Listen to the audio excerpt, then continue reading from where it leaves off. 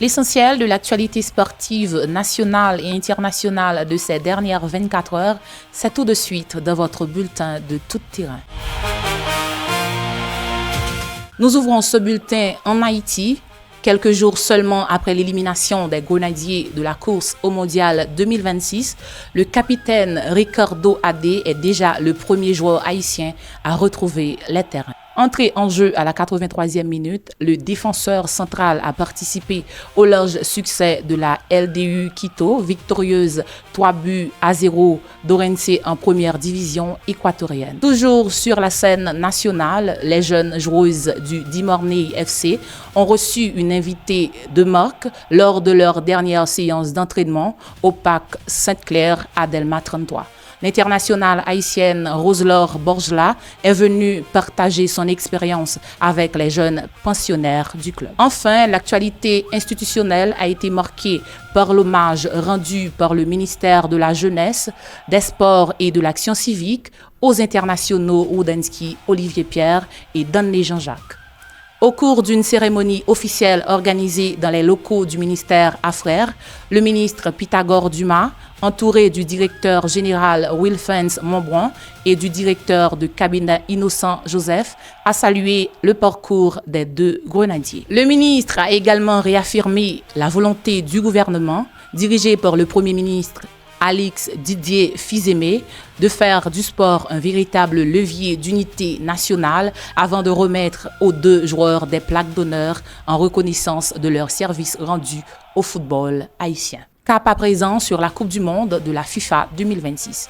Les 16e de finale se sont poursuivis hier soir avec la qualification spectaculaire du Portugal, vainqueur de la Croatie, 2-1 à Toronto. Gonçalo Ramos a offert la victoire aux Portugais à la 94e minute après qu'un but égalisateur croate eut été annulé par la VAR dans les derniers instants de la rencontre. Cette élimination marque également le revoir exceptionnel en Coupe du Monde de Luka Modric, qui quitte la scène mondiale à l'âge de 40 ans.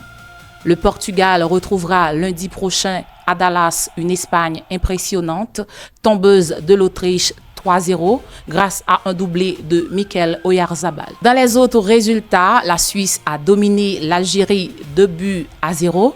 Une défaite qui a conduit à la démission du sélectionneur Vladimir Petkovic. L'équipe de France poursuit de son côté sa préparation avant son 8e de finale face au Paraguay, prévu ce samedi à 17h.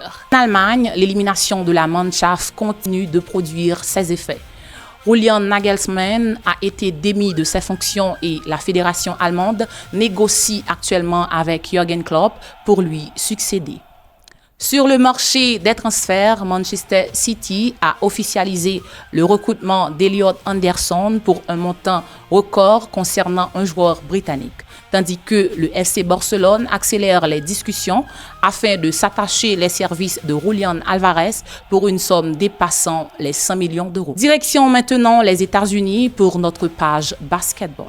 L'agent de LeBron James a confirmé que le King quittait officiellement les Los Angeles Lakers après 8 saisons afin de tester le marché des agents libres. Pour compenser ce départ, les Lakers reconstruisent leur effectif autour de Luka Doncic avec les arrivées successives de Walker Kessler, Austin Rivers, Colin Sexton et Quentin Grimes. À Boston, les Celtics ont créé la surprise en envoyant Jaylen Brown au Philadelphia, 76e contre Paul George. Une décision vivement critiquée par Brown, qui a dénoncé publiquement le manque de respect de ses anciens dirigeants durant les négociations.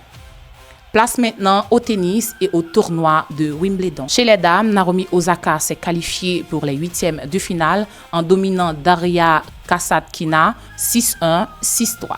Même scénario pour Jessica Pegula, victorieuse de Jessica Bozas Maneiro sur le même score. Dans le tableau masculin, Yannick Sinner est opposé à Jason Brooksby, tandis que Novak Djokovic mène actuellement 2-0 face à Arthur Winderneck. En dehors des cours, le forfait de Serena Williams dès le premier tour continue de susciter de nombreuses réactions. Novak Djokovic a pris la défense de l'Américaine face aux critiques. Le cyclisme prend désormais le relais. Barcelone a accueilli hier soir la présentation officielle du Tour de France 2026 devant près de 80 000 spectateurs rassemblés au pied de la Sagrada Familia. Les 184 coureurs sont désormais prêts pour le grand départ prévu ce samedi 4 juillet avec un contre-la-montre par équipe. Tous les regards seront tournés vers le duel annoncé entre Tadej Pogačar et Jonas Vingegaard. À cette occasion, Chris Froome a officialisé sa retraite sportive, mettant un terme à une carrière exceptionnelle de plus de 20 ans. Et pour terminer, un rapide tour des autres disciplines. En rugby, World Rugby lance officiellement son Nation Championship, dont le premier grand rendez-vous opposera ce week-end la Nouvelle-Zélande aux 14 de France. En tennis de table, le Français Félix Lebrun s'est qualifié pour les huitièmes de finale du Grand Smash de Los Angeles après son succès 3-0 contre Joao Geraldo. Enfin, en boxe, Tony Yoka est contraint de renoncer à son combat du 11 juillet face à Murat Gassiev en raison d'une blessure au dos, abandonnant ainsi sa chance de conquérir la ceinture mondiale WBA.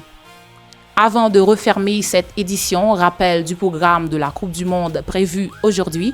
Australie, Égypte à 14h, Argentine, Cap-Vert à 18h, Colombie, Ghana à 21h30. C'était l'essentiel de l'actualité sportive nationale et internationale de ces dernières 24 heures. Merci de votre fidélité. Excellente journée à tous et restez à l'écoute de nos programmes.